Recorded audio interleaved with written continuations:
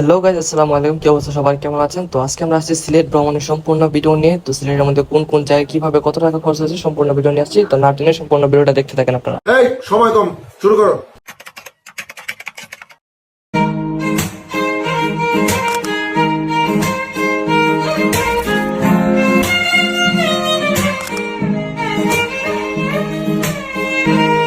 ঢাকা থেকে সিলেট যাওয়ার জন্য আপনারা অনেক ধরনের বাস পেয়ে যাবেন। জনপ্রতি 500 থেকে 700 টাকার মধ্যে আপনারা যেতে পারবেন সিলেট। এছাড়া আপনারা ট্রেনে যেতে পারবেন। তো ট্রেনে গেলে সেক্ষেত্রে আপনাদের অনেকটা খরচ কম পড়বে। আমরা নরসিংদী থেকে জনপ্রতি 500 টাকা ভাড়া দিয়ে রাত্র 2টায় রওনা দিয়ে দিই এবং সকাল 6:30টার মধ্যে আমরা সিলেট শহরে পৌঁছে যাই।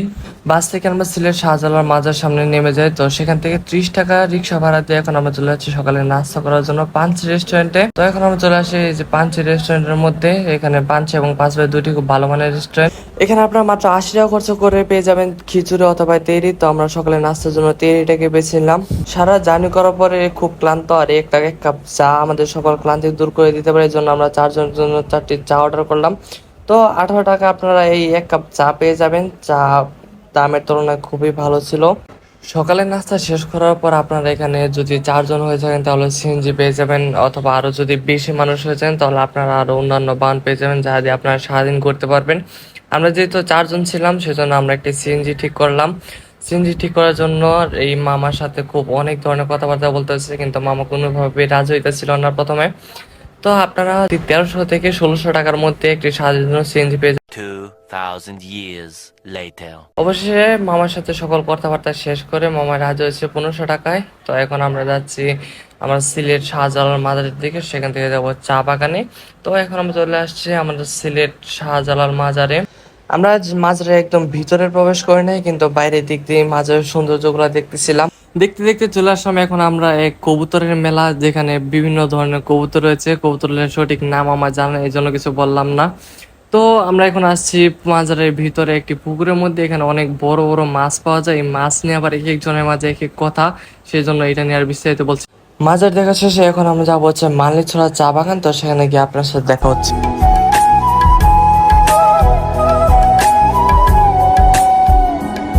এখন আমরা আসছি মালিছড়া চা বাগানের মধ্যে, যা বাংলাদেশের এক বৃহত্তম চা বাগান। আমি আগের ভিডিওতে আপনাদেরকে সকল ডিটেলস বলছি চা বাগানের উদ্দেশ্যে। তো এখন আমরা সবাই মিলে উপরে যাব, সেখানে গিয়ে একটি টিকটক করি, সেটা আপনারা দেখেন। যদি প্রকৃতির সুখ পেতে চাও তাহলে চলে আসো শ্রীমঙ্গলে মারা খেতে। যদিও এটা শ্রীমঙ্গল না, কিন্তু ভুলবশত আমার কাকু এটা শ্রীমঙ্গল বলে ফেলছে বেশি আবেগের ঠেলায়। তো আপনারা দেখতে পাচ্ছেন কত সুন্দর চা বাগান। চা বাগান ঘুরে শেষে এখন আমরা চলে যাচ্ছি সিলেটের অন্যতম পর্যটন কেন্দ্র রাতারগুল সোয়াম ফরেস্ট, যা সিলেটের সুন্দরবন নামেও পরিচিত। তো সেখানে গেলে আপনারা সুন্দরবনে একটি ফিল পেয়ে যাবেন। তো দেখতে দেখতে চলে আসছে আমরা রাতারগুল। এখানে আপনাদের টিকিট কাটতে হবে। তো টিকিট কেটে তারপর আপনাদের নৌকা দিয়ে যেতে হবে। প্রতিটি নৌকা আপনারা 4 থেকে 5 জন উঠতে পারবেন, সেই জন্য আপনাদেরকে গুনতে হবে 900 টাকা। তো আপনারা যদি স্টুডেন্ট হয়ে থাকেন সেক্ষেত্রে একটু কম পড়বে। তো আপনাদের স্টুডেন্ট কার্ড অবশ্যই সঙ্গে আনতে হবে, নয়তো আপনারা ডিসকাউন্টটা পাবেন না। তো এখন আমরা রাতারগুলের ভিতরে প্রবেশ করলাম। ভিতরে প্রবেশ করে নিজের সুখে একটু ফিল নিতেছি।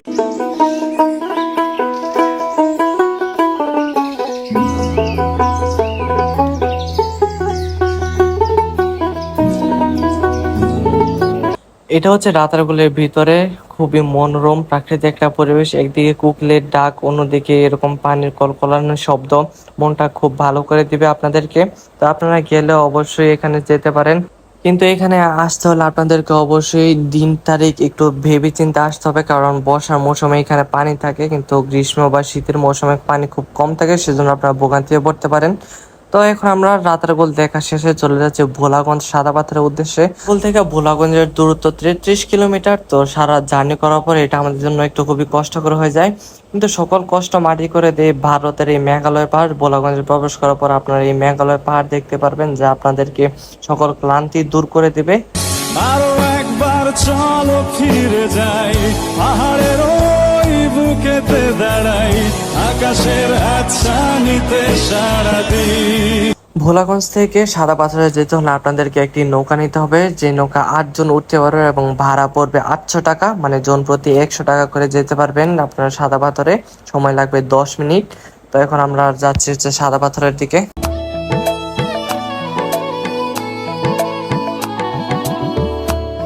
আপনারা যদি 2 জন কিংবা 4 জন হয়ে থাকেন সেক্ষেত্রে আপনারা শেয়ারের মাধ্যমে বোট নিতে পারবেন।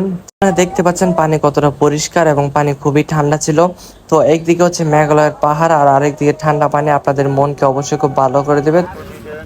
তো হ্যালো গাইস, এখন আমরা দেখতে দেখতে চলে আসছি মেঘালয়ে, যা ইন্ডিয়ার মেঘালয় পাহাড় আমাদের বাংলাদেশের বোলাগঞ্জ।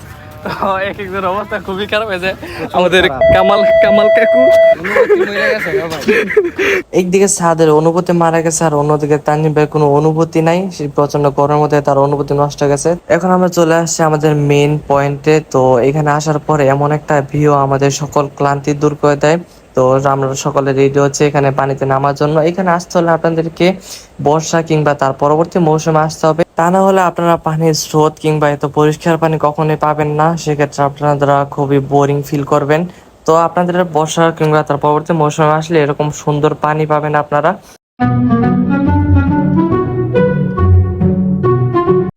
আপনার বন্ধু বান্ধব কিংবা বড় ভাই নিয়ে মজা করার জন্য এটা একটা বেস্ট জায়গা হতে পারে। তো আপনারা মেনশন করে দিবেন কাকে নিয়ে এখানে যেতে চান। সাদা পাথর থেকে আমরা এসে দুপুরে খাবার খেয়ে আমরা আবার বাসার উদ্দেশ্যে রওনা দিয়ে দিই বিকাল 4টায়। তো আপনাদেরকে একটা ইনফরমেশন দিয়ে দিই, আপনারা যারা সেফ জার্নি করতে চান তারা অবশ্যই এনা পরিবহন দিয়ে আসতে পারেন, কারণ এনা পরিবহনের মধ্যে জিপিএস ট্র্যাকার লাগানো, এর মাধ্যমে গাড়ির গতি নিয়ন্ত্রণ করা হয়। এছাড়াও অন্যান্য বাস রয়েছে যেমন শ্যামলিয়া, হানিফ, আল মোবারকা, সেগুলো দিয়ে আপনারা আসতে পারবেন। কোথায় কিভাবে কত টাকা খরচ হয়েছে তার সুবিধার্থে আমি কমেন্টের মধ্যে সকল খরচের হিসাব লিখে দিব। তো আজকে ভিডিওটা এই পর্যন্তই। সবাই ভালো থাকবেন, সুস্থ থাকবেন, আল্লাহ হাফেজ।